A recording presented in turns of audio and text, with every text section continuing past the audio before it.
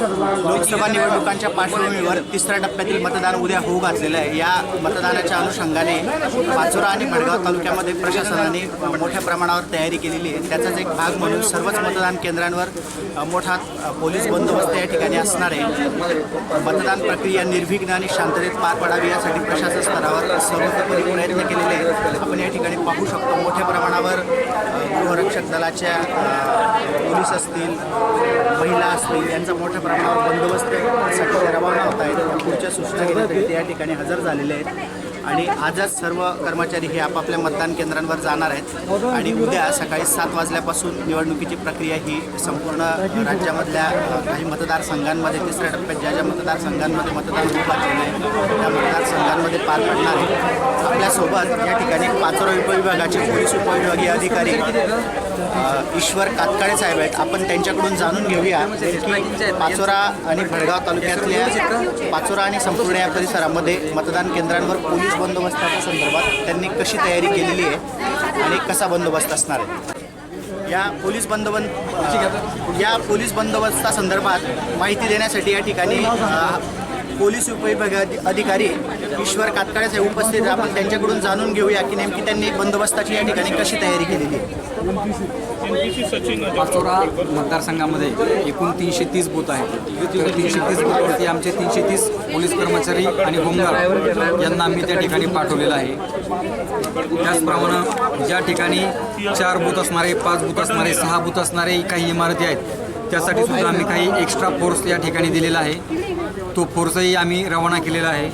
त्यानंतर ज्या ठिकाणी 4 बूथ, 5 बूथ, 6 बूथ असणाऱ्या काही इमारती आहेत, 100 मीटरची जी लाईन आहे त्या लाईनला जास्त गर्दी होण्याची शक्यता असू शकते, नाकारता येत नाही।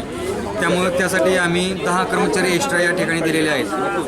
त्याचप्रमाणे रेव्हेन्यू डिपार्टमेंटने एकूण 10 ते 12 बूथ चेक करण्यासाठी सेक्टर ऑफिसर्स तयार केलेले आहेत। त्यांच्याबरोबरही आम्ही आत्तापर्यंत 32 कर्मचारी प्रत्येक सेक्टर ऑफिसर यांच्याबरोबर दिलेले आहेत। त्याचप्रमाणे आमचे police station Bhadgaon, police station Pimpalgaon, Pachora police स्टेशनने 4 सेक्टर, पिंपळगावने 3 सेक्टर आणि भडगावने 3 सेक्टर असे 11 सेक्टर ऑफिसर म्हणून PSI किंवा API दर्जाचे अधिकारी दिलेले आहेत। त्यांच्याबरोबर एक तो स्ट्रायकिंग फोर्स दिलेला आहे।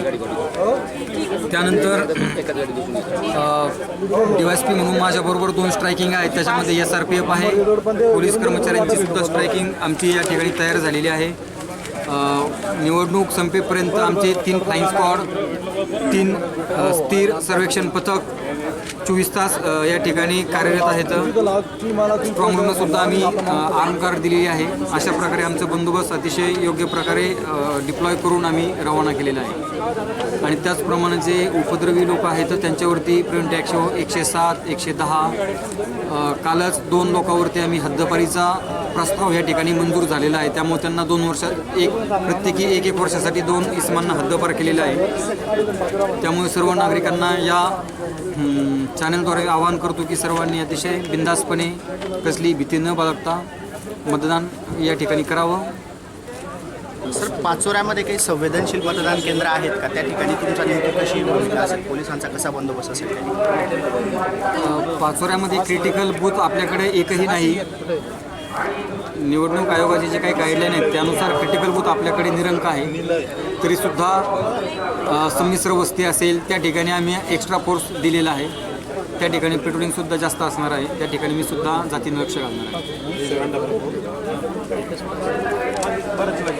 हे होते पाचोरा उपविभागाचे पोलीस उपविभागीय अधिकारी ईश्वर कातकाळे यांनी पाचोरा मतदारसंघामध्ये मोठ्या प्रमाणावर पोलीस बंदोबस्त असणार आहे। सुदैवाने आपल्या मतदारसंघामध्ये कुठलाही संवेदनशील मतदान केंद्र म्हणून कुठलेही केंद्र नाही, परंतु तरीसुद्धा संमिश्र वस्ती ज्या भागात आहे त्या ठिकाणी मोठ्या प्रमाणावर 24 तास पोलीस बंदोबस्त हा लावण्यात आलेला असून विविध स्ट्रायकिंग फोर्स असतील, फ्लाइंग स्क्वॉड असतील याच्या माध्यमातून या संपूर्ण निवडणूक प्रक्रिया निर्विघ्नपणे पार पाडण्यासाठी प्रशासनाच्या या पोलीस विभागाने पूर्णतः प्रयत्न केलेले आहेत।